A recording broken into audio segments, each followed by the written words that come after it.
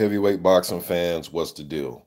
All right, man. So if you guys are with me on the last live stream I did, phone battery ran out talking about Miller versus Spilka. But I've just seen a video from my man Fair Shake Boxing. Please go subscribe to Fair Shake Boxing. Very insightful video. He was giving his just breaking down the styles of Joshua Povetkin. And I've already done a style breakdown on this fight. But I think this fight, man, even though I'm picking Joshua to win the fight, I think it's more dangerous fight than most of us think.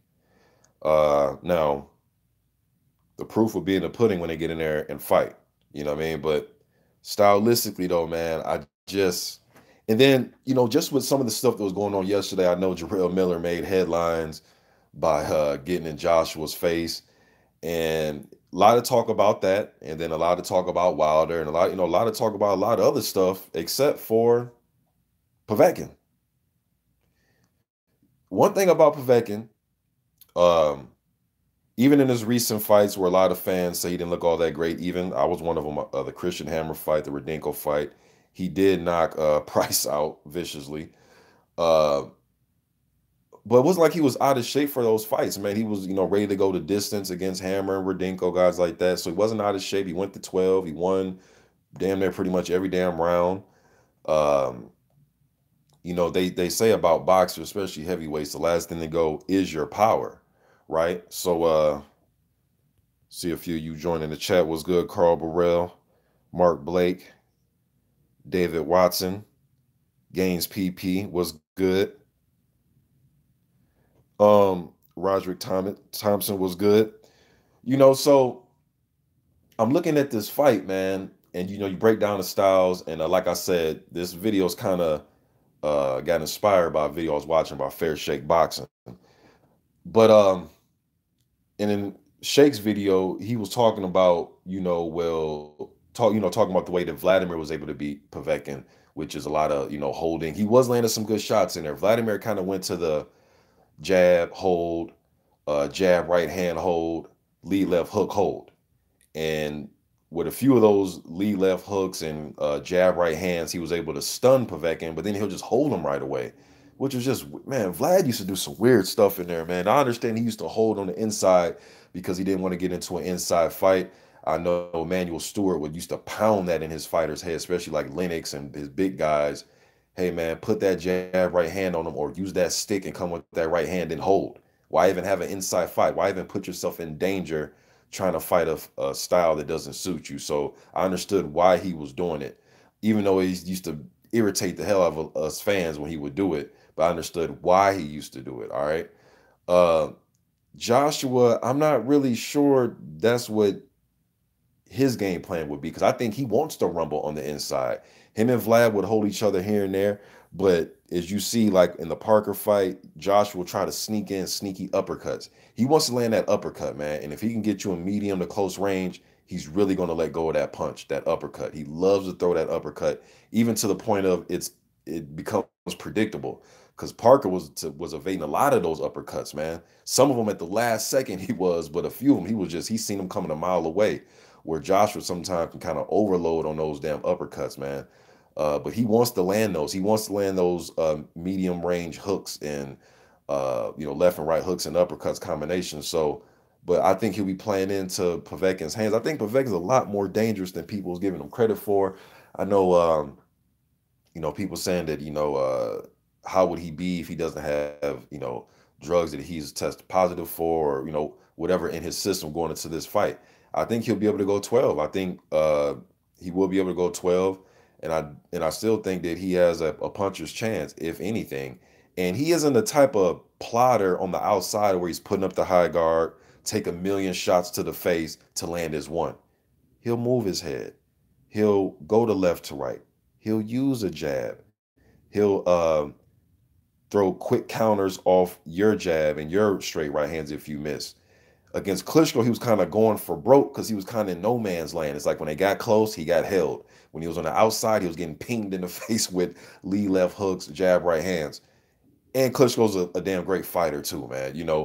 Klitschko kind of had a different style. See, in my opinion, man, guys can be the same height, They can be, and I'm talking about Klitschko and Joshua. They can be the same height. They can have the same arm length, so on and so forth, and the same weight and the same physique. But the thing is, they give you different looks. Sometimes a different look can just throw guys off.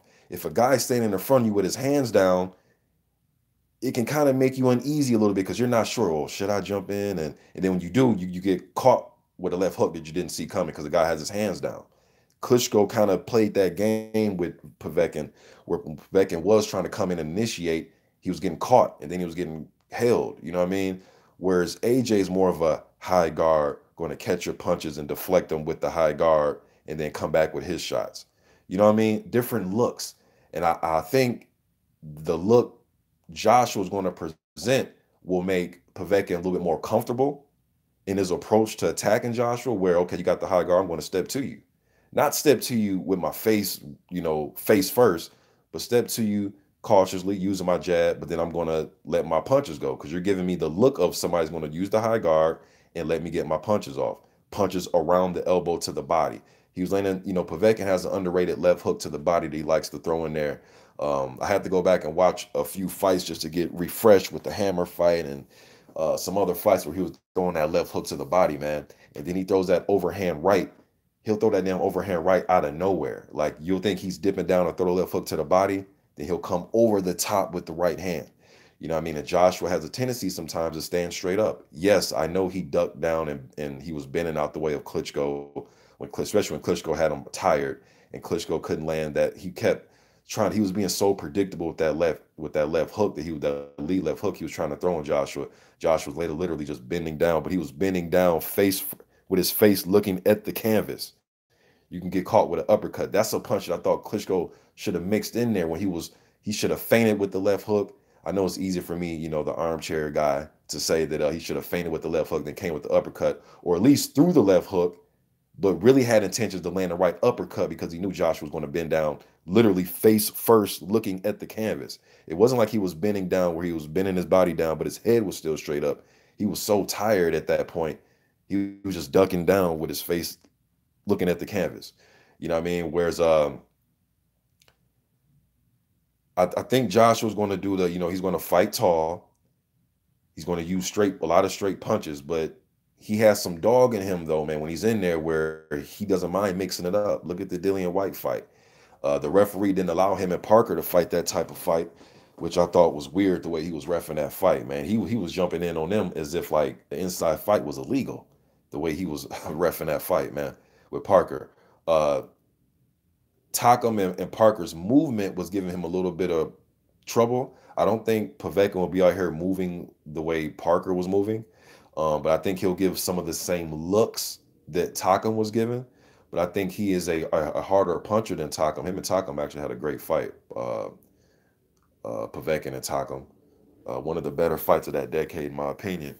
But anyways, at a heavyweight. But I think he will give those type of looks. But I think Povetkin is more confident with his offense, knowing that he can knock motherfuckers out unconscious. And I think he's going to be more willing to go to the body. And I think he's a harder puncher than Takam. You know what I mean? I think he's a harder puncher. Shit, he had Takam on the defensive as well, but he was able to, when they got close, he engaged with a close fight with Takam. He was able to catch him. And Takam was doing a good job in that fight. He had some good rounds against Povetkin, man. And I've said this before, he looked like he looked like a poor man's version of James Toney in that fight, just by the looks he was given, the way he was trying to use the shoulder and catch and roll and counter, play pitch and catch with Povetkin, and it cost him.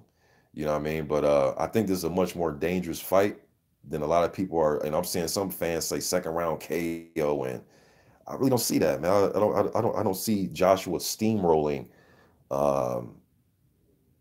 Povetkin, just like I didn't see him steamrolling Takam, and I didn't see him steamrolling Parker.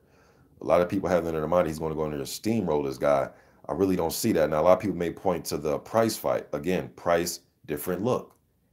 He was kind of mixing up his look. He'll put the high guard up sometime when Povetkin was being aggressive, but when he was on the outside, he was kind of, hands kind of down, giving you a different look, and he caught Povetkin with a left hook that he didn't see coming. You know what I mean? It wasn't like it was a robotic guards up, here comes my left hook, and then he threw it. kind of caught him where he didn't see it. You know what I mean?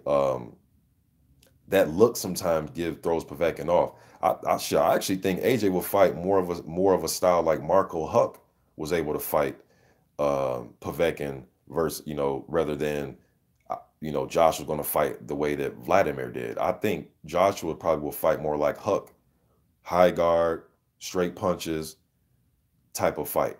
You know what I mean? See what y'all talking about in the chat.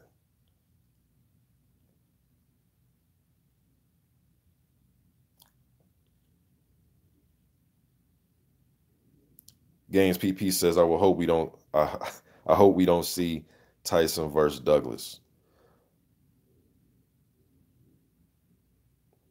AJKK909 says, I agree. Povetkin and his chemists are a threat. Uh, Paul Gilham says, big up, Mr. Boxer. I appreciate that, man. AZ says, I think Povetkin age will make a difference. He won't be able to stand high fight pace. That's if AJ makes it into a high pace type of fight. Will he make it into that type of fight, or will he stay on the outside and try to just use his jab and move around a little bit, just like and AJ's admitted, like the Parker fight. He said that what he say, something about securing the bag for fights later on. He was using, as he said, using his boxing IQ and things of that nature. So I think Povetkin will be a lot more aggressive. Now, will his aggressiveness get him in trouble? We'll see. But again, he's not just your throw away my defense aggressive guy. He does move his head a little bit. Is he as fast as he used to be? Probably not. But he's a heavyweight. It's not like these guys are moving like welterweights, and it's not like he's been dominated in any fights. Even the fights that we say that he didn't look the same, he still pretty much won those fights pretty easy, and he still has power. He still showed that he can knock Duhaupas unconscious. He still showed that he can visually knock out Price. He still showed he has power in his hands, man, to put guys to sleep. And AJ likes to stand up tall when he fights, man. I could see one of these overhands landing on Joshua's chin. I really do. I don't think Povetkin's gonna be off the mark all night. Something's gonna land on Joshua, man. I think Povetkin is more willing to sell out offensively more than Parker, more than Takam. Just like Dillian White was selling out offensively to try to land something. I think Povetkin will do the same thing, and I think he's a sharper puncher than most of these guys that Joshua's fought.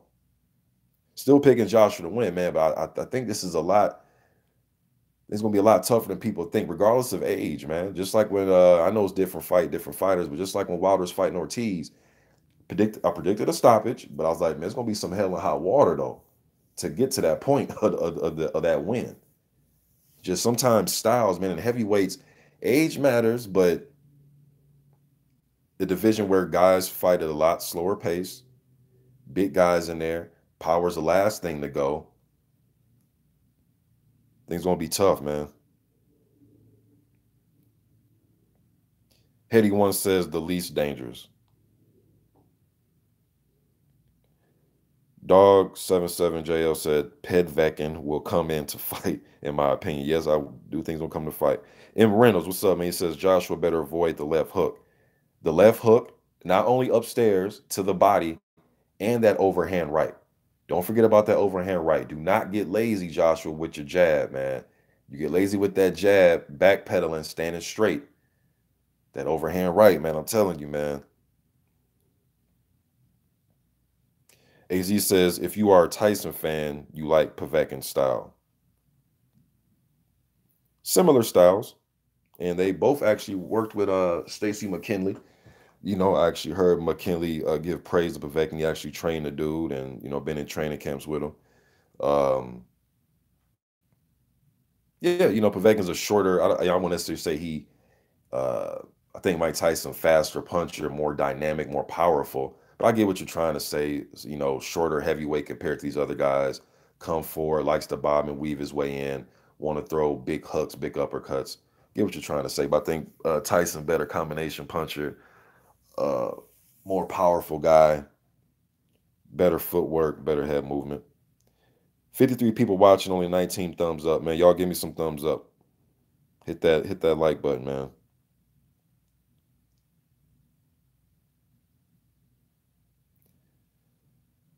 Let me see here. Hetty One says that jab will constantly be in Povetkin's face. We'll see.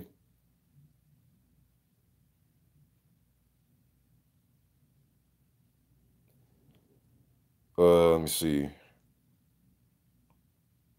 Ronio Zero says Povetkin has two keys to victory. One, Povetkin punch resistance, and two, giving AJ different looks every round. I think Povetkin's a guy that only give you so many different type of looks. You know what I mean? He left to right with his head movement. He'll step to sides to get better angles, and he'll like to use his jab. I mean, yeah, better looks like that, but I don't think he's gonna go on the back foot and that type of thing. If anything, he'll take little slight steps backwards here and there. But I think his best bet is being aggressive. Just be aggressive, man, but be smart with your aggressiveness. You know what I mean? Just don't come in their face first. Decoy says Joshua likes to fight in close range.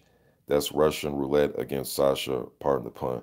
Um, yeah, man, and I've said that before. A guy with the reach that Joshua has, I think he really likes to fight up close. I think he wants to get in those types of fights, those medium range type of fights.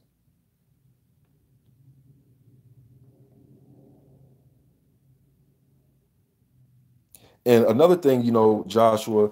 Now I'm not saying in every fight he's done this, all right, but majority of the fights I've seen, he's pretty much shown me one type of jab.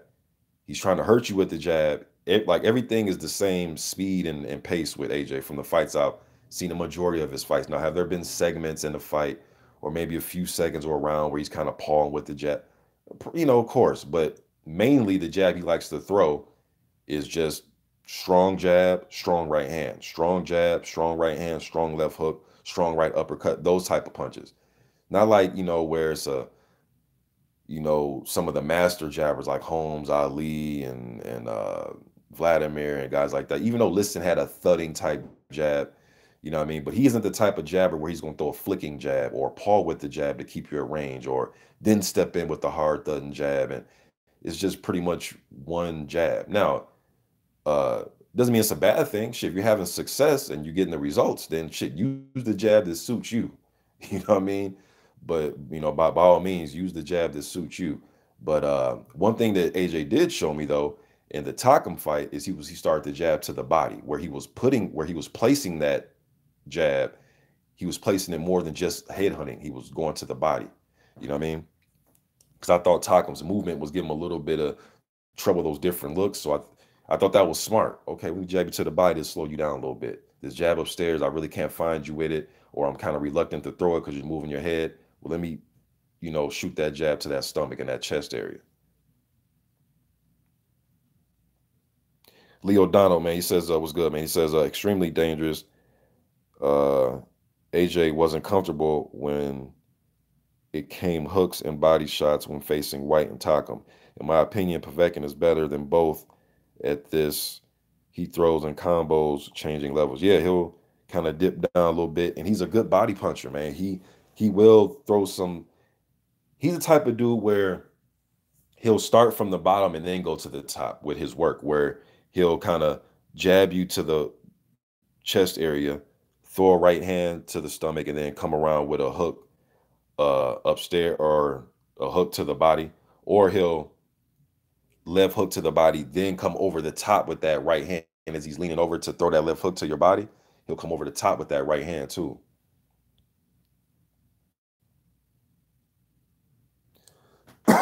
Corey Lee Boxing was good, man. Y'all go sub to Corey Lee Boxing. He says Povetkin, definitely a major threat. Hetty One says, watch for AJ's left hook. Povetkin is susceptible to that punch. Yeah, he was. Was that? Yeah, I believe that was a shot that my man's Price caught him with. But AJ has to set up the left hook though. Vlad is, Vladimir when he was landing that left hook on Povetkin, uh, he caught him. Well, yeah, was a master at throwing lead left hooks though, man. So saying that somebody couldn't get out the way of Vlad's lead left hook, you know what I mean? I mean that dude has one of the best lead left hooks at heavyweight that I've seen. Um, and Price caught, I believe it was a right hook. I'm sorry, left hook that Price caught him with. Somebody correct me if I'm wrong. And I don't think he saw that punch. He really didn't see it coming. So if you can place it in there, yeah, you can catch him with it. You know what I mean? But AJ can't come with that just predictable, robotic, jab, right hand, left hook, jab, right hand, left hook. Got to set it up or be very quick with it or catch him in ways where he doesn't see it coming.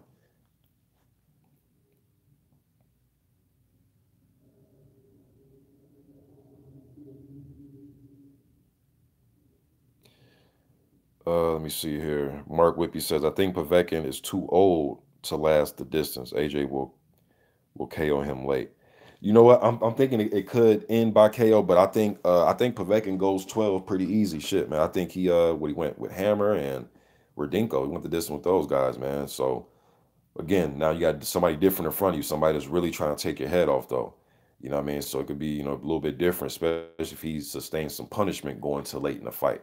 Now, if they're fighting this even, you stay over here, I stay over here, you just stay on the outside of my punches type of thing. And, I'm not going to hurt you, you don't hurt me. I think he can go 12 like that. But if they're really throwing some leather and putting it on each other, we'll see. AZ says, AJ must entertain this time. Fans won't be happy with another boring fight. Ah, man. Shit, man. I guess it depends where the fight's at, man. Because when I was listening to that, see that a big difference a big difference that I see with UK fans and American fans. You guys remember when Wilder fought Ortiz, right? Early in that fight, there was moments where the crowd was booing. Like that's how, man, we're rude as hell over here, man. Because we want action, you know what I mean? So if you're not giving it to us, we'll boo you. We don't give a fuck. We came to pack the house to see you. If you giving us something we don't want to see, we'll boo you for a round or two until y'all pick it up. Whereas the UK crowd, they'll just sing Sweet Caroline and just cheer and they'll just cheer. They just want to see their guys fight. Whereas us, we'll fuck around and boo you. Boo, man, get some action going. Shit, I don't give a fuck if you are my favorite fighter. Boo. Whereas the UK fans, it's like a party out there. They'll sing Sweet Caroline and there's only one, and all they'll get to doing that shit, man. You know what I'm saying? So now that doesn't mean that when they look at the fight, you know, uh that they're not sitting there saying, damn, I wish they can pick it up, but they don't show it. From what I've seen. Now, maybe you guys can direct me to fights where they've booed people. Cool, but from what I've seen, especially like just watching the heavyweights and shit, man, they'll just keep cheering, whether it's lackluster or not. But yeah, hopefully it is more action. Hopefully the ref don't break it up if they try to fight on the inside.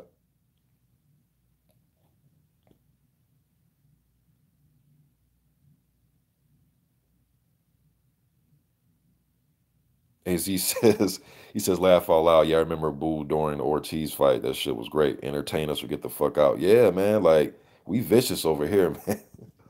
The US fans, man, we vicious. We are vicious over here, man. We don't give a damn who's in the ring. Um, we'll start booing that shit. Oh shit. For instance, Tyson fought damn, was it I just watched the fight, man. Was it Pinkline Thomas fight I watched? It was either the Pinky Thomas fight or the Bone Crusher Smith. They started booing. This Tyson in his prime, his heyday. Boo. Pick this fucking action up. You know what I mean? We vicious like that, man. I see Marlo's corner in the building. What's good, man? Definitely appreciate you showing up. Read a few more of these, man. See what y'all have to say, and I'm gonna get off here, man. But I'm definitely read a few more questions or just see what y'all talking about. Double A Boxing and Blunts says Joshua inside 6 will be good. If he can get it done in 6 in impressive fashion, yeah. Culver City Film Club says I call distance. AJ wins. I could see that too. I could see a lot of it. Just if AJ comes in there like I'm about to entertain y'all. I'm about to get him out of here, and I'm going to open up. He goes in there and open up, man. He's definitely going to be in danger of getting caught. So it's almost like he's damn if he do, damn if he don't, man. Because one of them overhand rights from Povetkin could just end it or left hook.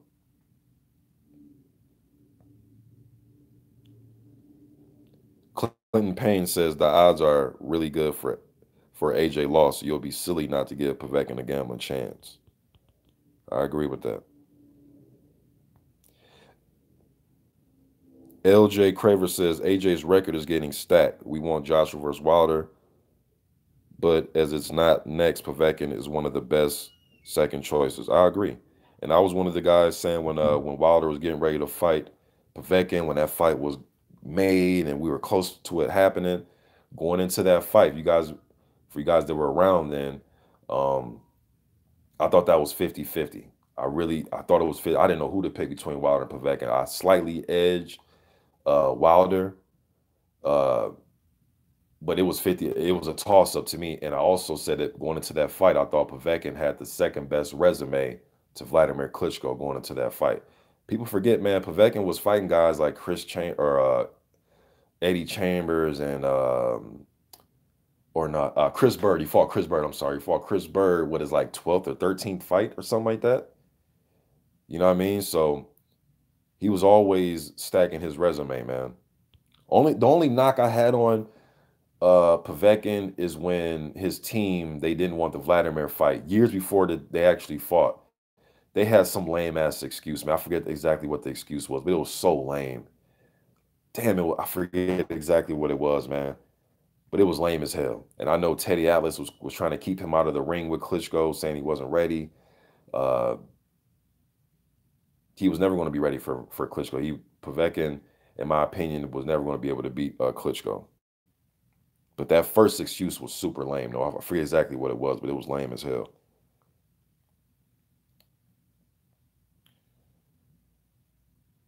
Astute Boxing says, what do you make of Povetkin's comments on asking why the Ortiz Wilder fight took place with them both having tested recently for illegal substances?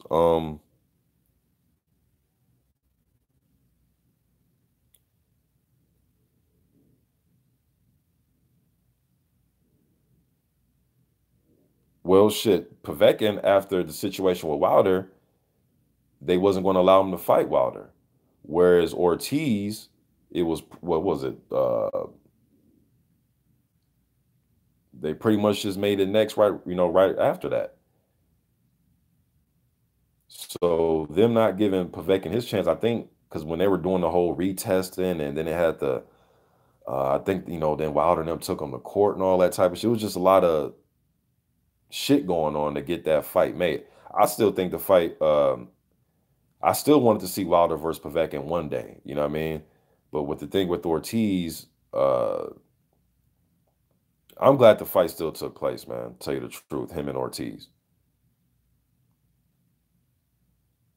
But it was funny, that whole situation was weird, man. Because even going into that fight, Wilder was talking about uh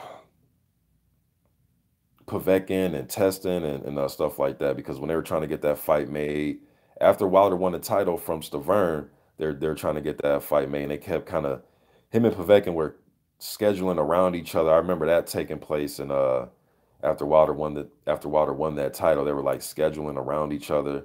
Shit was pretty annoying. And then when they finally got the fight made, shit took place, and then Povetkin was out of the ring for a while, so they wasn't going to wait. You know what I mean? Whereas Ortiz, they gave him a second chance quicker. You know what I mean? So Povetkin can have his opinion as to why this and why that. You know what I mean? It's his opinion, man.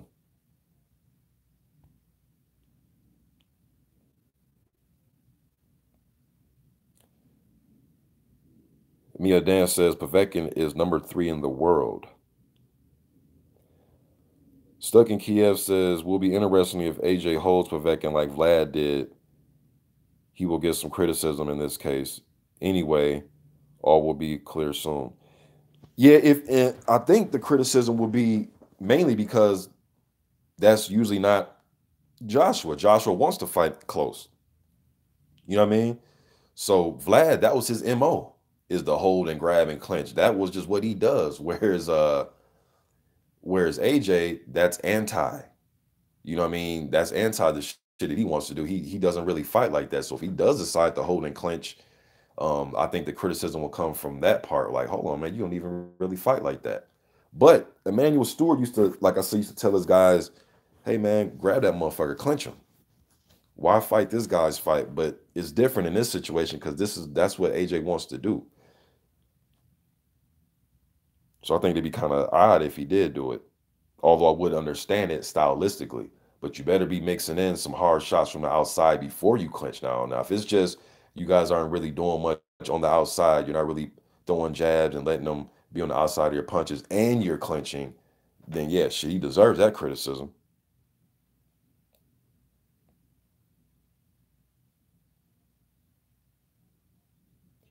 Decoy says he has so much youth and athleticism on Sasha. If he doesn't come out looking to blow him out of there, I will be disappointed. That's kind of dangerous though, man, going out there trying to blow him out. I know he's a little bit older, man, but it's not like, welterweights and shit like that, man, where they're dependent on, speed and reflexes to that degree. You know what I mean? But I get what you're saying. They'll go out there, be the younger, stronger, hungry, fighter. But at the same time, though, man, Povetkin keeps himself in pretty good shape.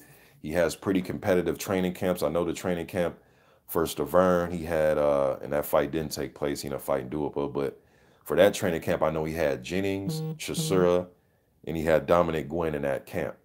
Now I know Gwen, older guy, but he knows how to survive. He'll actually be a good sparring partner because he knows how to survive, knows the tricks of the trade, good, solid enough defense to where you can't blow him out, things like that. And then you got Jennings and Chisora, and they're really pushing you. You know what I mean? So we'll see, man. Kingpin says AJ will catch him with the nasty uppercut. Lowland Prophet says Povetkin is old and off the juice. The cowardly lion AJ got this. Southside Boxing 601 was good, bro. He says the uppercut is the shot for Joshua, in my opinion. Yeah, especially in close. Carlton Palmer says because an Olympic champion and multiple belt holder is a coward.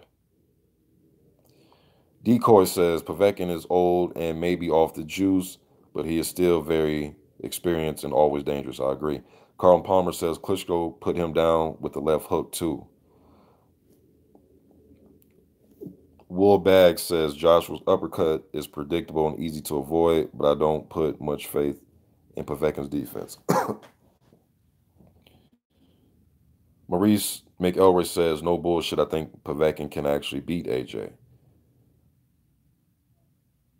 D. Albianulli was good, man. Nick Higgins says, Sweet Caroline. Oh, oh, oh. Yeah, they'll sing that shit during a dull fight. Well, I don't know if you're from the UK, but over there in the UK, they'll sing that during a dull. Hey, man, one of the crazy, what really made me look at the UK fans like, man, these dudes is crazy. And I mean that in a joking way, man, in a good way. You know what I mean? Was when Ricky Hatton was getting hands.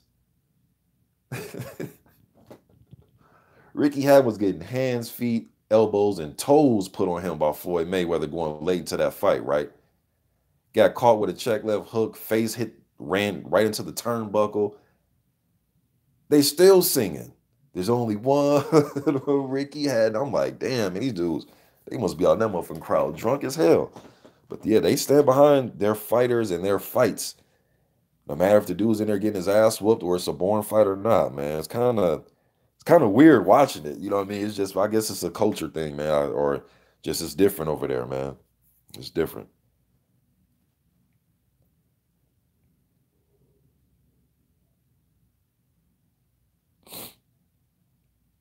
Decoy says he may not be old, but he has aged. Yeah, he's aged. At least he still got a little bit of power, though, man. At least that power ain't left, though. Southside Boxing 601 says Joshua needs to throw that uppercut on the inside more. Yeah, and I think he needs to set it up a little, not be so predictable. Because in that Parker fight, Parker was seeing them joints coming a mile away. Adenall says, why is everybody talking too old so much these days? When a guy gets to 37 and still looks conditioned like Povetkin or Vladimir Ortiz, even these guys are all still top heavyweights. Yeah, I think we go a little bit overboard with and plus heavyweight is a division where you can fight a little bit older. You know what I mean?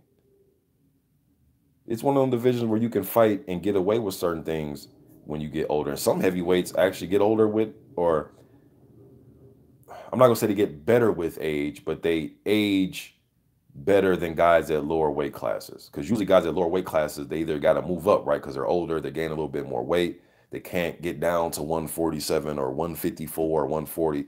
So they're moving up. Sometimes when you move up, your power doesn't carry, your speed probably doesn't carry, so on and so forth, man. So it's different for those guys where heavyweight, you know who you are, you know what you can and cannot do, you know what you can do to get away in this fight with this guy in this style, and certain things like that.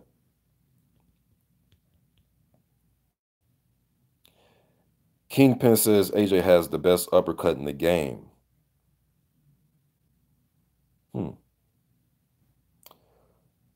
Chris Howard says, in the UK, the party begins at lunchtime. We know how to have a good time. Yeah, I guess, man. I guess. Gaines PP says Chris Bird got booed the most in history. Yeah, man.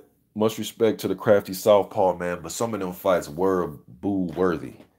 Like that fucking which fight was it, man? The fight him and Fred Kendo had. Oh my god, man. Fuck. Or the fight he had with was it Devara Williamson? That fight, oh my goodness, man. Fuck. And Chris was my guy, man. Chris very crafty. Uh I thought his best win was the David Tua fight. I know he got the victory against Vitali, but I thought his best wins was the Tua fight. He was an underdog going into that fight. I believe that was was it an IBF title eliminator? It was either a WBA or IBF title eliminator. I forget, man. The fight he had with David Tua. Um, but yeah, it was an IBF title eliminator because that's the strap he ended up getting. And his 4-year title run, just people forget, man. Like I did a video last week, like about 2 weeks ago, about his forgotten title run. And people in my comment section, even knowledgeable cats like Blood Boxing and a few other cats was like, damn, I think Roz Clot 222 was in that comment section too. But even they were like, damn, he held it for 4 years. I'm like, yeah, he held that strap for 4 years. People just kind of forget. They kind of go from Lennox Lewis right to the Klitschko's, and they kind of forget that some of the other guys that held straps. You know what I mean? And they definitely forget Chris Bird's 4-year title run. And Chris Bird had some fights in there, yo, where I thought he lost. Galata, debatable. Jamil McCline, debatable. Shout out to Chris Bird, though, man. Overcame a lot fighting in heavyweight. I'll give him that.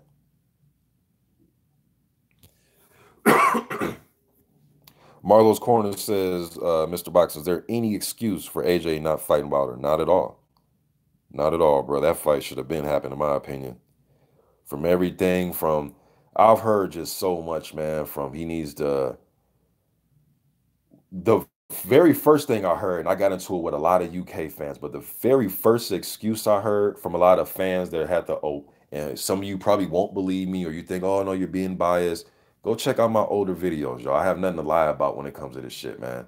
The very first excuse I heard, and this one I knew, this is gonna be a long day, or this shit gonna be a long time until they fight. The very first one I heard was, he doesn't deserve the fight. And I'm sitting here like, okay, us as boxing fans, though, we don't deserve an undisputed heavyweight champion. We haven't had one since 1999, man.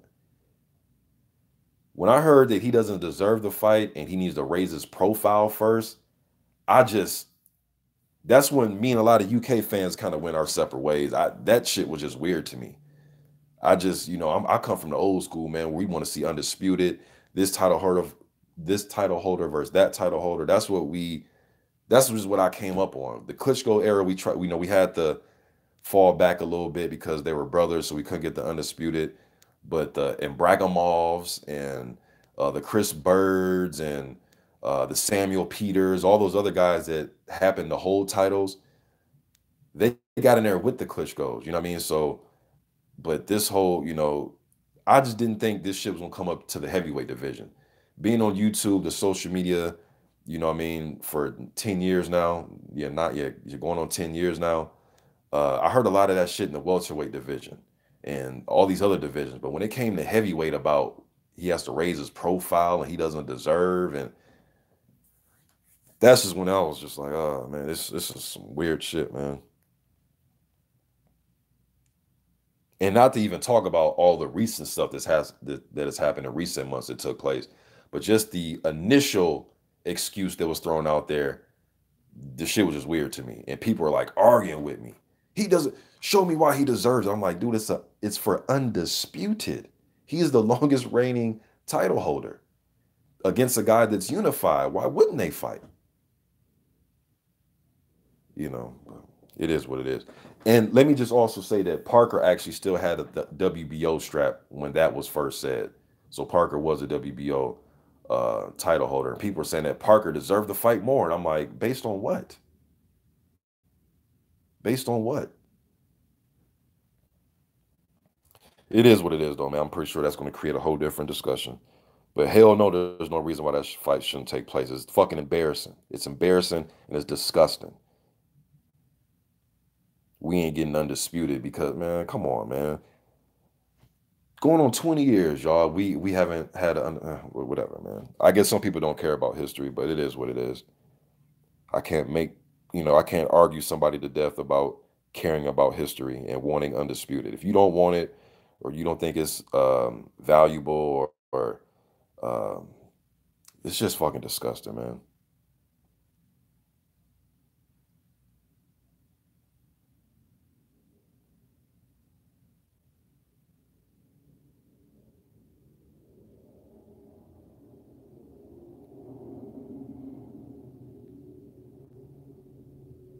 Let me see here, reading some of these comments. Okay, I see some of y'all going back and forth. Gaines PP says Povetkin, Duck, Vitali. I'm just going down these.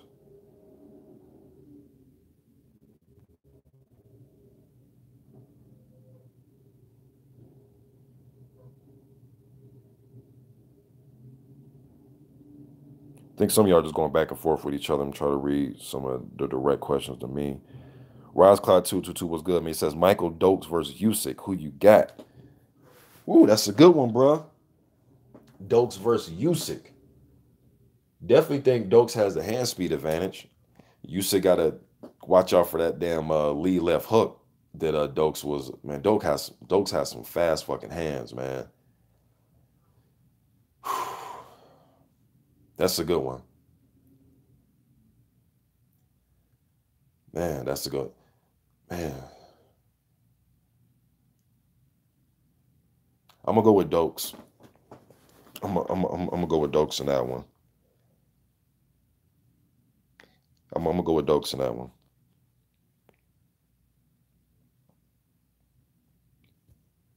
Y'all starting to ask me some hard ass questions, man. Now D Obanuli says O'Neal Bell versus Usyk. That's another fucking toss up, man. That's a toss up.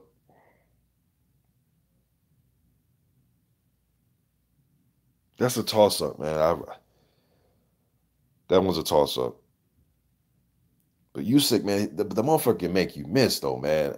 And I never count on guys that can really make you miss and got a good motor and got good legs. You know what I mean? Because you can have all the power in the world. You can't hit a motherfucker. You missing and you're off balance and he's over there. Now he's over there. Now he's over here. Now he's over there. You know what I mean? Uh, that's a tough one. I think it's 50-50 though.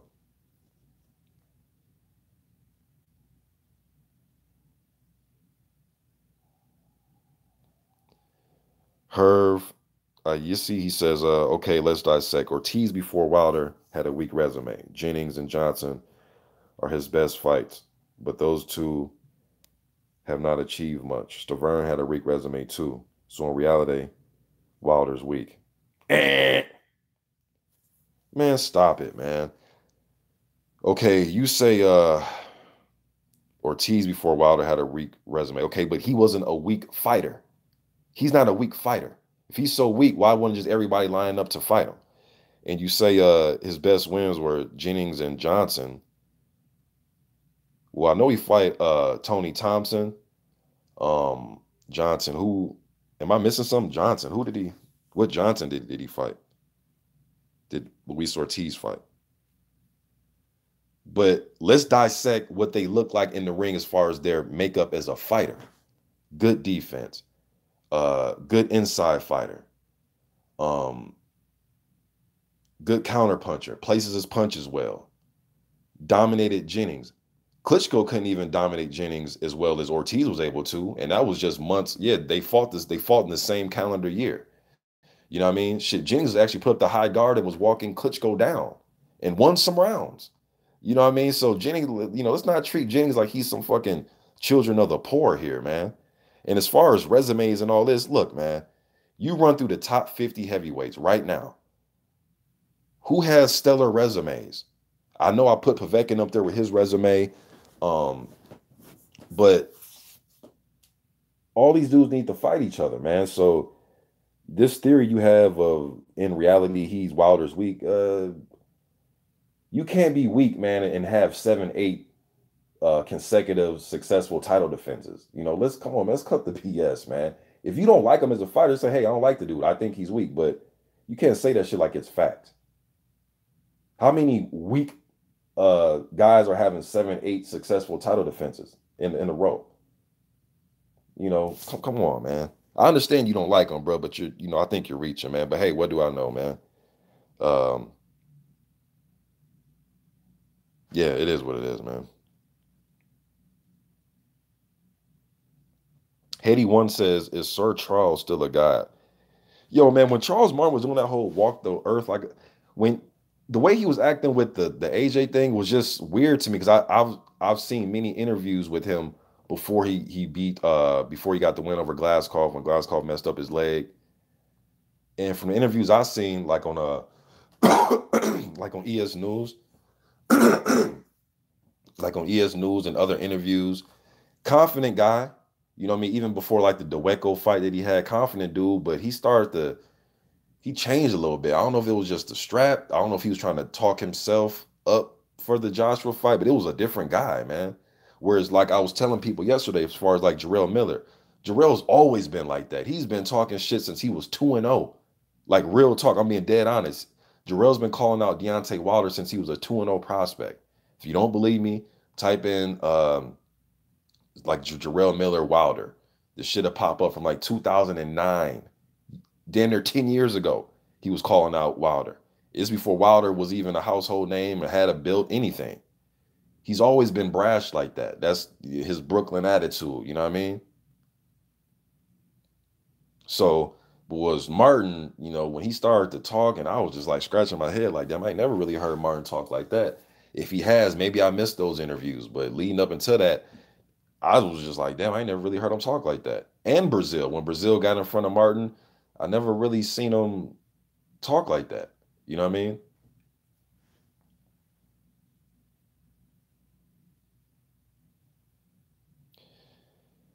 Gaines PP says, would fans bitch if Wilder fight Tony Bellew or Aja Kabaya? Would those guys be bums too, according to most fans in the YTBC?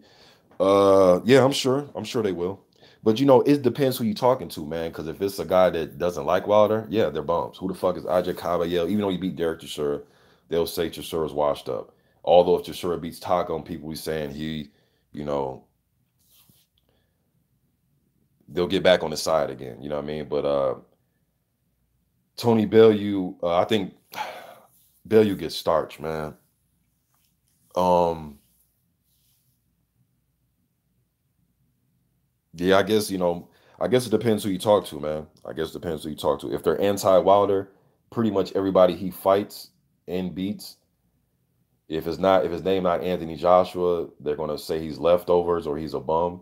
I can see a lot of fans and vice versa. You know what I mean? When dudes aren't fans of dudes, man, they're gonna always find a way to discredit them. That's just what it is, y'all. You know what I mean? We know how the game go. But Bellew though, man, shit, didn't he say that he know he can't beat Wilder or some shit like that or something close to that? I seen some interview where he said that shit.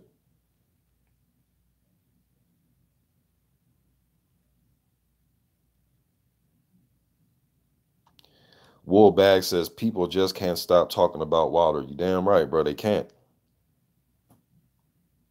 The longest reigning current heavyweight title holder, and him and the winner out is AJ Parker, one step closer to undisputed, undefeated, knocked out every guy he's been in the ring with. Uh, Shit, you know what I mean? It's going to be hard not to talk about him and Anthony Joshua. Shit, to be honest with you.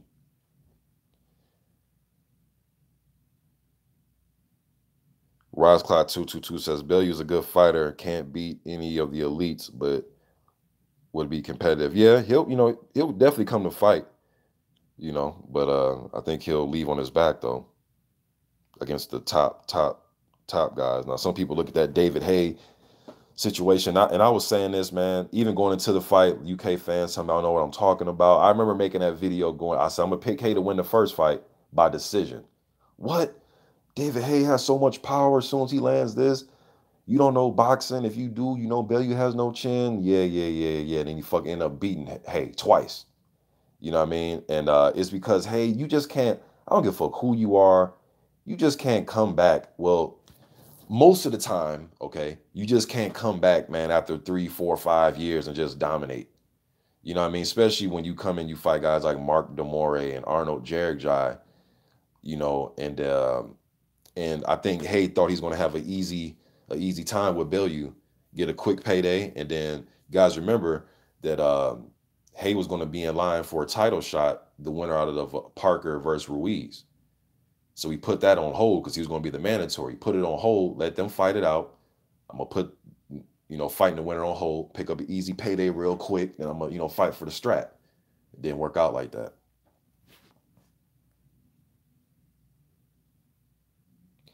Rosclaw 222 says Povetkin has no chance versus AJ. Let's be real. I don't know, bro. Gotta disagree with you on that one, man. Boxing Square was good, man. Good channel, good I like other channels that talk about the heavyweights. Boxing Square talks about the heavyweights.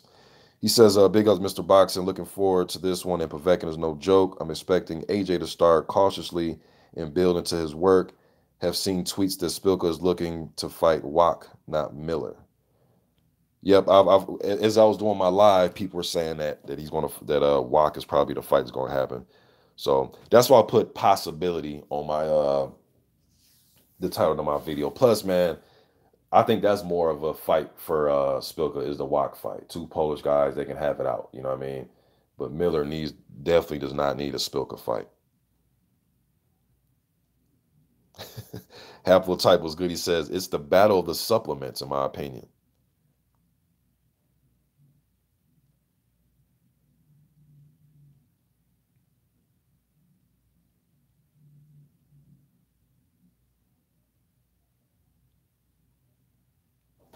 Roscloud222 says Ortiz signed up for AARP yesterday. Hey, man, he may have. I bet you he's the baddest motherfucker in the AARP, though.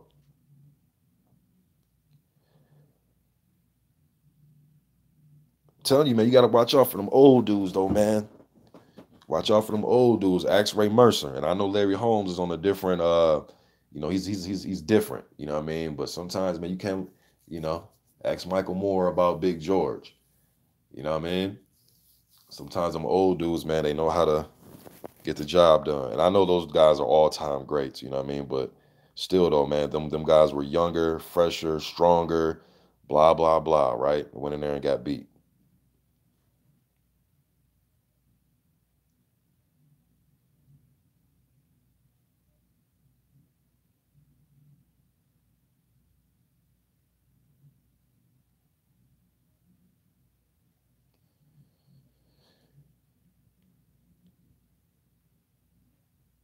I see a lot of y'all going back and forth. JD says the only excuse we are not seeing the fight, talking about AJ and Wilder, now is because Wilder is not signing a contract he was sent. Wilder agreed to the terms and is playing games. We definitely disagree on that one. But hey, if that's your opinion, man, that's one thing about me. I'm not here to change nobody's mind or argue into changing your opinion. I got mine, you got yours. So if that's how you feel, JD, more power to you, bro. But I definitely disagree with that. Let me see here. Shaw C says Wilder needs a sign for April, to be honest. Put it this way, man. Uh, AJ is fighting Povetkin, correct? If his next fight isn't until April, do I want it to be Wilder? You damn right. The problem that I had, and was I thought the fight was going to be next. When oh man, just talking about this makes my head hurt. But like like a month or so ago, when they were talking about the fight, I thought it was going to be next, meaning the next fight, like not Povetkin, but Wilder next. And they were saying it was going to be April. And when I heard that, that just gives me the mindset of, man, like, y'all really for real about this? Because first you make it seem like it's going to be like the next fight, but now you're saying, oh, it's the next fight after the Povetkin fight. So it just leads me to believe like then it's going to be something else, then something else, then something else. There's always going to be something. But if you're asking me, do I want to see Wilder and Joshua in April? Yeah, because he's fighting Povetkin. That is going to happen. That's a fact. You know what I mean? That is going to, unless something happens, one of them, to pull out, somebody pulls out. But yeah, but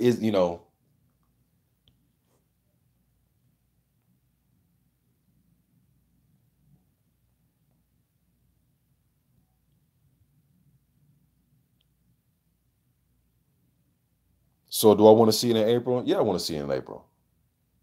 But again, it's a contract, it's there, but is everything on the up and up? Is it, is everything in a contract to where they can both agree, like, okay, it's a good contract, I agree to everything, this is right, this is right.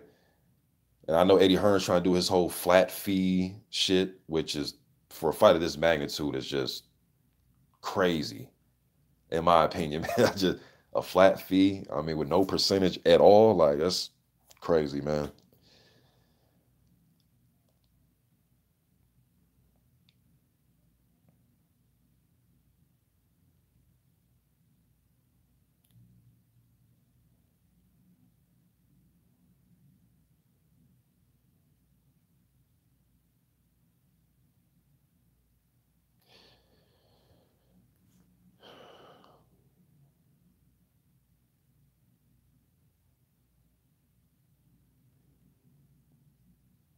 Yeah, with this AJ Wilder thing, man,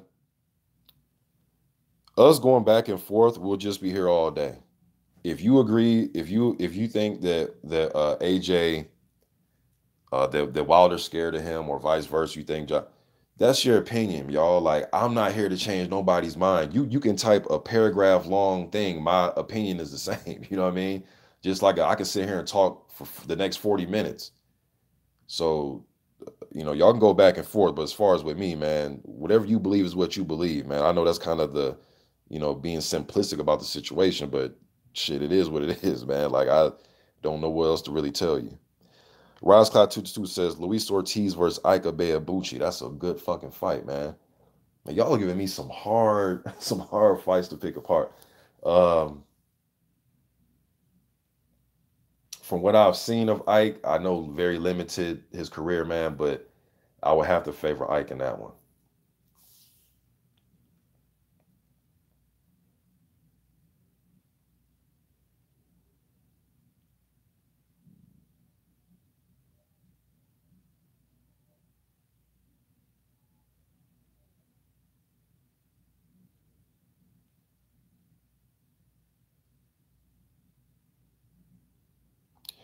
Um, yeah, you know what else I want to talk about, man? I meant to do a video about this. Like, how long does somebody get to be champion emeritus for the WBC? Like, Vitaly Klitschko is still champion emeritus, man. He's been like champion emeritus for like 5 years, meaning that whenever he comes back, he can get a title shot. Like, if he announced he's coming back tomorrow, right? He can be in line for Deontay Wilder next. Like, how long does that person get to keep that status? Last I checked, Tony Bellew had champion emeritus for the cruiserweight for WBC. It's like, damn, how long do they keep that status? There should be some type of limitation on that. Like, damn, like they just get the state champion emeritus for 5, 6, 7, 8 years.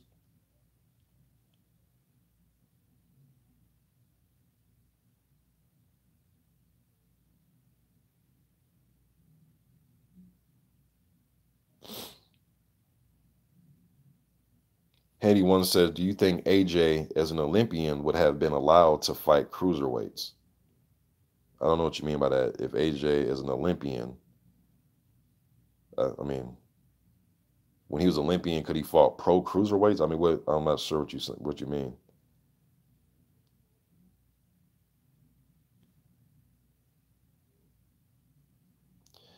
October 4th says, "I would say Povetkin, Parker, and AJ have better resumes than Wilder, but that doesn't mean Wilder wouldn't KO all of them. A resume is a great measuring stick, but it's not everything." Fair enough. That's what you believe. But yeah, I do think it's a measuring stick. Okay, um, he fought this guy. How did he look versus when this guy fought him? I get that. Um, to me, man, see, my thing is this: guys like Takum, the Stavern that won the title, Ruiz Jr., White, like guys like that at the time that some of these guys fought them are to me are all lumped in the same group, man.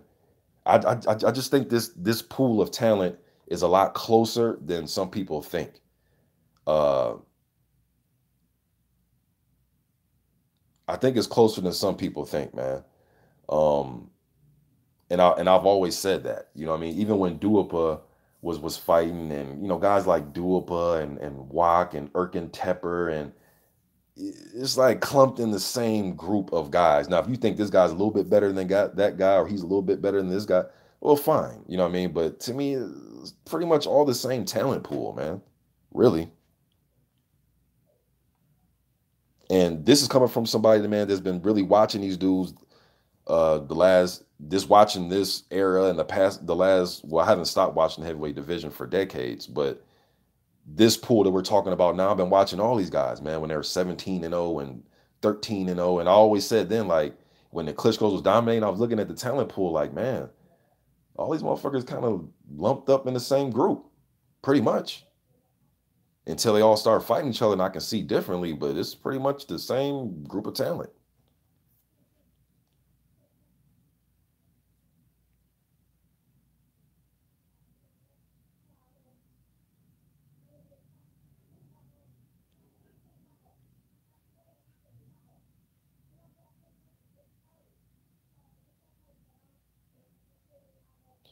Tony Bellew with one, let me see. Original Bruno says Tony Bellew with one fight at heavyweight had beat a name on his record than Wilder with 40 fights. And that's a fact, bruh. Yeah, David Hay. Yeah, the same David Hay that was out for 5 years and came back and fought Arnold Jerigai and Mark Demore. And yeah. So yeah, the name's more glossier. Yeah, that's a more glossier name. Yeah.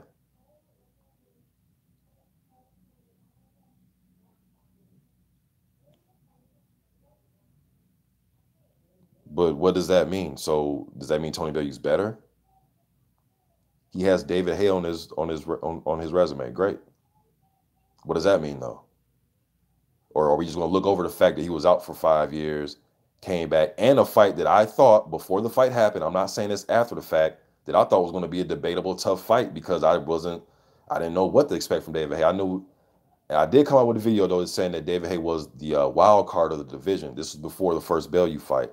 I thought he was the wild card of the division because even though he was out, I still thought that, hey man, this guy can move a little bit. He got power in both hands, a little bit of wild card, awkward a little bit. If he can show me some of the same stuff I seen in that Chisora fight that he had, that type of David Hay, then hey, we'll see. But if this is some guy that's rusty and that type of shit, you know, it is what it is. I mean, if that's what you think, he has a better resume, bruh. It is what it is, man. Let me see here. Wilder, let me see. Good looking. I think some people on here are trolls, man. But he says Wilder fights nothing but ex Walmart. Okay. Well, hey, man. It is what it is, man. I'm not even gonna go there. Let me see. EJ LJ Craver says Wilder fights bums. That's not hate. It's facts. 30 journeyman. Come on, be real. He can sign to fight Joshua now, but won't Wilder versus Brazil next. Yeah, he's fought a lot of journeymen. You guys are acting like I'm saying he hasn't. But do see, oh man, it's because some of these guys that I know that you're even the guys that have names or guys that we know of. Well, me, I know them all, but guys like Duopa, Spilka, um, Areola, Molina, all those guys, man, are the guys that are rated in these sanctioning body top 15s when they're fighting these guys. These are guys that they're putting in front of them. This is like people act like Evander Holyfield is going to walk through the door. Like Lennox Lewis is going to walk through the door. Like fucking Sonny Liston's going to walk. They're not here. We have to these guys are going to fight who's here now. So if they're going to fight a mid-level contender, then it's going to be an Eric Molina. You know what I'm saying? It's going to be a Carlos Takam and all these other guys, man.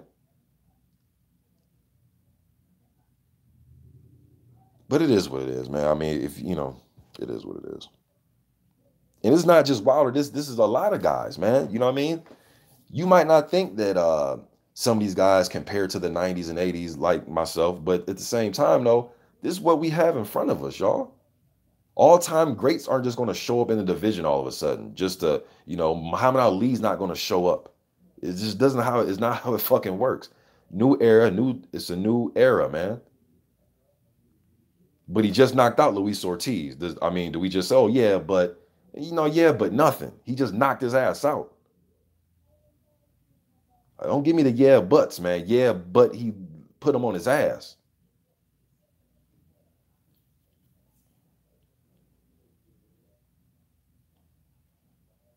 Wilder's original Bruno says Wilder is a bum picker. I ain't hating, bro. Hey, man, that's how you. Hey, man, like I always say, I'm not here to change your mind, dog. But if that's how you feel, then yeah, man. That's Ortiz is a bum. They're all bums. Yeah, copy that. MC Boxing Talk says get Wilder to sign. Get him to sign what? You talking about the AJ fight? S. Clayton says, do you think AJ Wilder splits are right at 65-35? I think 40% is a good number, but that's something they gotta negotiate and figure out, man. I'm not getting none of that motherfucking money, man. So that's something they need to figure out and negotiate. But I think 60-40 is about right. Lennox Lewis agrees with me, so you know.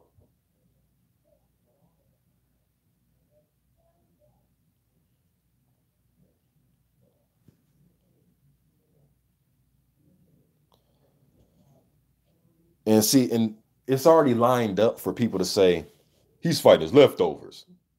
Everybody's if you're not fighting an undefeated guy, guess what? They're all quote leftovers.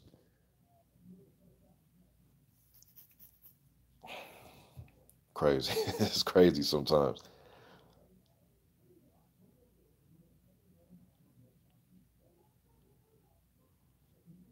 I see a lot of y'all going back and forth. Let me see. Let me see here.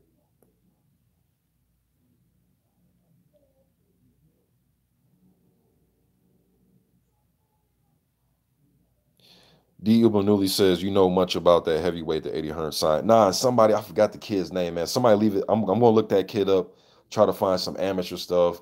His first few pro fights. I don't know if he actually fought a pro fight, but somebody brought his name up. Leave it in the comment section again, man. And I'm going to try to look it up. Vince Camper, I see you in the chat, man. What's good, bro? Body Snatcher for Vince Camper. He says Larry Holmes versus Lennox Lewis, both in their primes. Man, y'all asking me some tough questions, man. Damn, yo.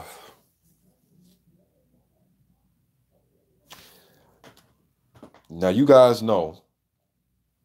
Now see here where it comes when people say keep it real, bro. Keep it real. Okay, this one comes to me keeping it real. All right. You guys know for a fact my three favorite fighters of all time. It's like literally 1A, 1B, 1C. You know what I mean? Ali, Holmes, and Big George Foreman. But I will say this though. The best Lennox against the best Larry Holmes, I think Lennox beats him. One thing I noticed about Larry is when he got in there with guys like Carl the Truth Williams, for instance, right? Now, some of you may say, "Oh, that was Larry kind of going on the down end of his prime or whatever." He always had trouble with guys that can either jab with him or just out jab him. And I think Lennox he had a more powerful right hand. I'm not saying he had a better right hand because Larry threw a fast fucking right hand, man, off that jab. You know what I mean? Um, but if Larry could find a way to get Lennox to exert a lot of energy early on, get through Lennox big hard, shots, thudding shots, and drag it into a later fight. Now, again, are we fighting a 15 rounder or are we fighting a 12 rounder? You get what I'm saying? If he can, have it kind of a drag out fight where they're throwing and kind of get Lennox to fight off his second win and third win, somebody, then I think Holmes can edge the fight out. I thought Holmes had faster hands, but I think Lennox will find a way. Man, kills me to say this, but I think he'll find a way to beat Larry, man. But Larry would have a damn good chance of beating him, especially if he can get him in a fast-paced type of fight. But to be honest with you, man, my gut feeling is Lennox beats Larry Holmes by decision, 12 rounder. Killed me to say that, man.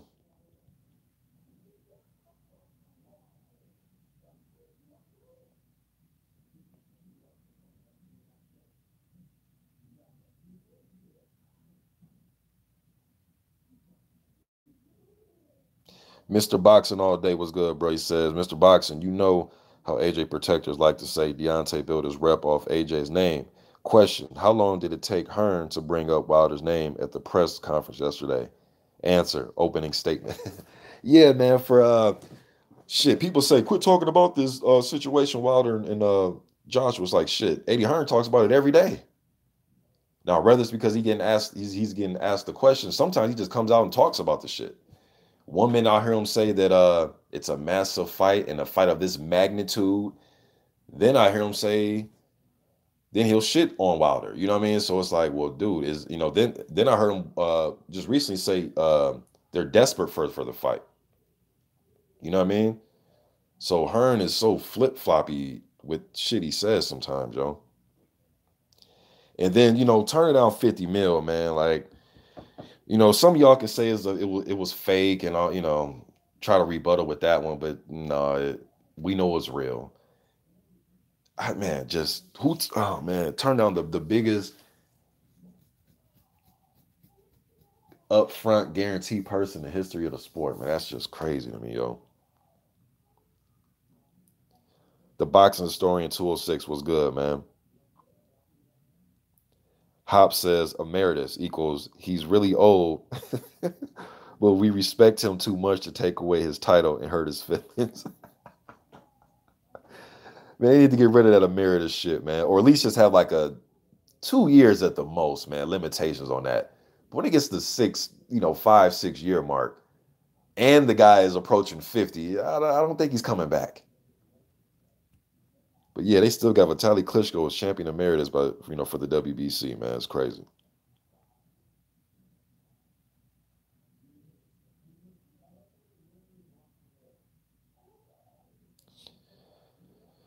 Original Bruno says, I like to see that. Is he talking to me? Let me see.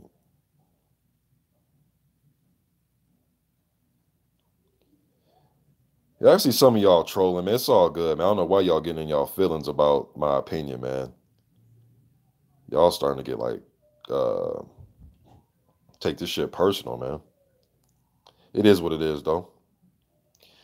Let me see here.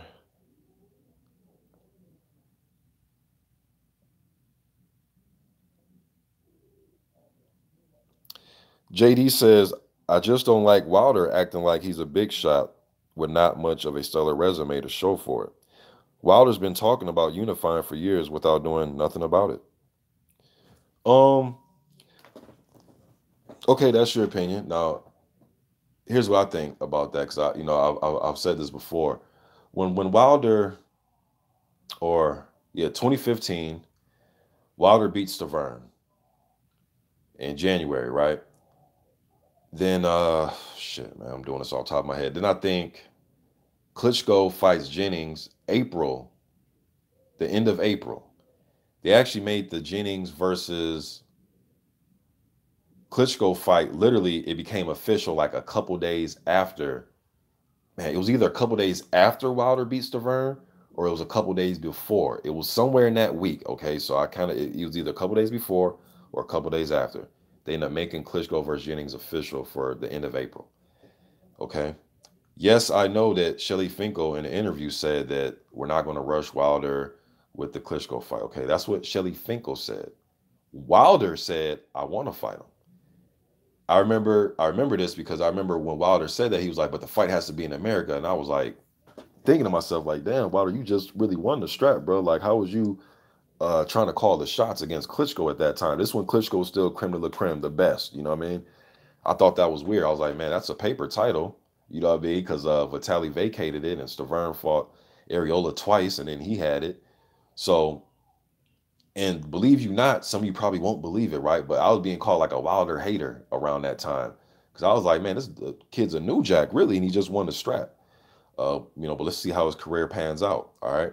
But anyways, after the post-fight presser, after Vladimir defeated Jennings at the Garden, Madison Square in NYC, after he beat him, Klitschko out of his mouth said, I want to fight Deontay Wilder, but Tyson Fury's next. Then after I fight Fury, me and Wilder 2016. So like I said, you say he did nothing about it. Okay, when did he have time to do something about it initially for Klitschko? When I'm trying to figure out when did he have time to have an undisputed fight when he fought Jennings. Then literally after the Jennings fight at the post-fight presser, he said Tyson Fury's next. They never got a chance to get anything going because Fury lost. Klitschko lost to Fury. Fury beats Klitschko. He jumps in the ring, gets in Wilder's face. He couldn't get nothing going with that because although it was great, I loved him jumping in the ring, getting in Wilder's face. I thought that shit was great. He had the rematch with Klitschko scheduled, and we know what happened with that. So there was no time to go undisputed until now. But, it is what it is. Maybe, that's the timeline I got. Gaines PP says, Tim Witherspoon, Pink Line Thomas, Michael Dokes, and Jerry Cooney could all beat these dudes.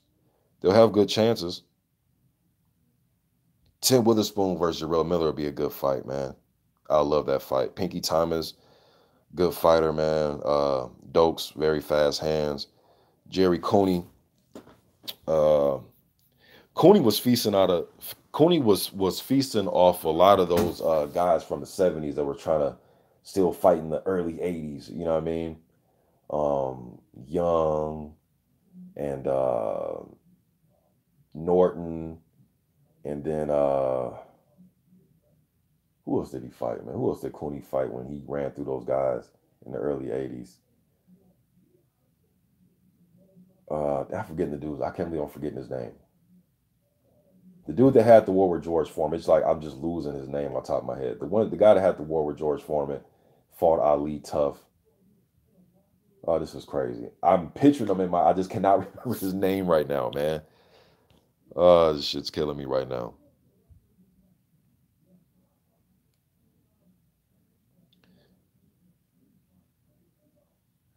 Ron Lyle, that's who it was. That's who Cooney beat.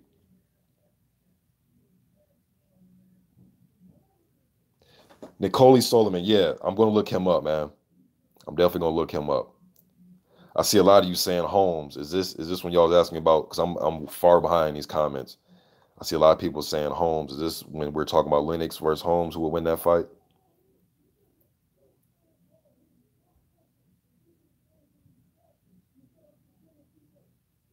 I agree, haplotype.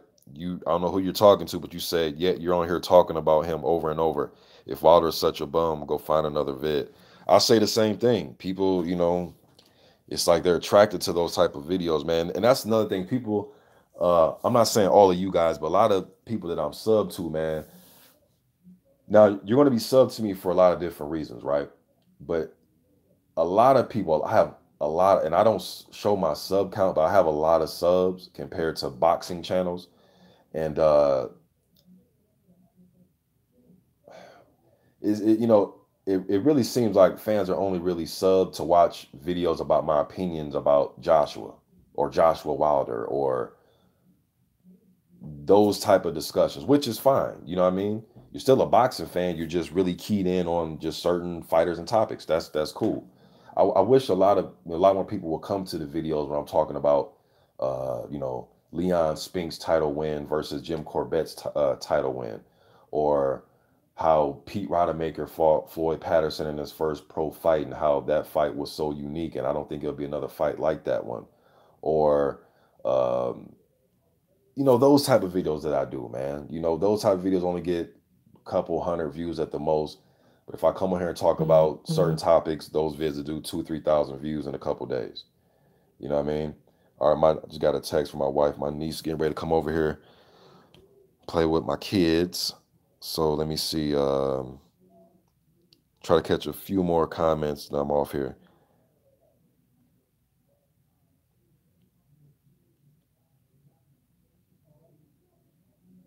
Mr. Boxing all day. I agree, man. I don't know who you're talking to on here, but you're answering somebody. But you said, dude, none of these heavyweights have fucking stellar resumes. Not AJ, not Fury, not Wilder, not Parker, none of them. So stop pulling AJ on this fucking pedestal. I've been, man, nobody had, people act like people have like this all-time great resume. Ray J, AJ has beat Gary Cornish and Dillian White. He got the win over Klitschko. He's beaten Takam. He's beaten Parker. Good wins, you know what I mean? But, Parker has beaten Takam. He's beaten Andrew Reeves Jr. He's beaten Huey Fury. Guys have some good names on it, man. But, Tyson Fury, he beat Klitschko. He beat Chisora. He beat Cunningham. He's beat Christian, Hammer, guys like that. But it's like nobody has like these all-time great. I mean, we got to wait till their careers play out and how some of these guys who they've beaten careers play out. But let's not sit here, people always talk about resume. He has a shit resume, a shit resume. Compared to who? Mike Tyson? Larry Holmes? Like, compared to who?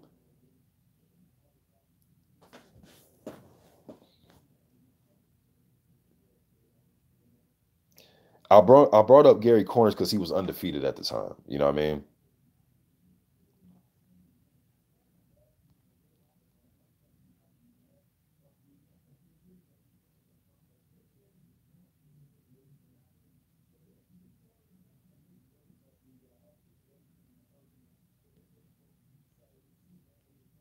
See a lot of y'all going at it.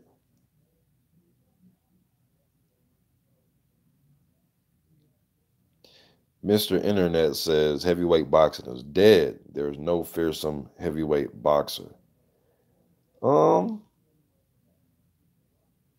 Nah, see, to me, bro, heavyweight boxing is always my number one, man. So I'm kind of different.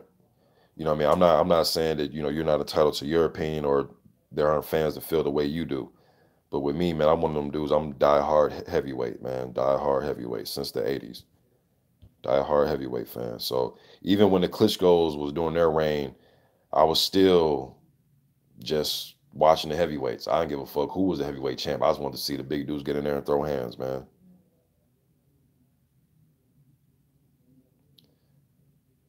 Marlo's Corner says that Mr. Boxer today, thank you. Wow. And they keep talking about his 21 fights like Eddie do. What's up with that? Wilder has 39 KOs and 40 fights. Nothing said. Yeah, that whole, he did this in 21 fights. He did that in 20. I mean, I guess we can all play that game. Guys have different paths of their careers. You know what I mean? Mike Tyson was able to accomplish a lot within literally the first couple years of his career. Went undisputed in what it took him 2 years or some shit like that. Won his first title like a year and 8 months in his career. You know what I mean? So all these guys have different paths, man. You can give me all the stats, but how about this stat? Wilder versus AJ. Let's see what happens. You know what I mean? So I hear my niece in there and my damn dog barking, my kids going crazy. But hey man, whether we agree or disagree, man, I appreciate y'all showing up, talking about heavyweights. Damn, shut up. I hate that dog. But anyways, man, appreciate y'all showing up, man. All right. Catch y'all next time, man. I'm gone.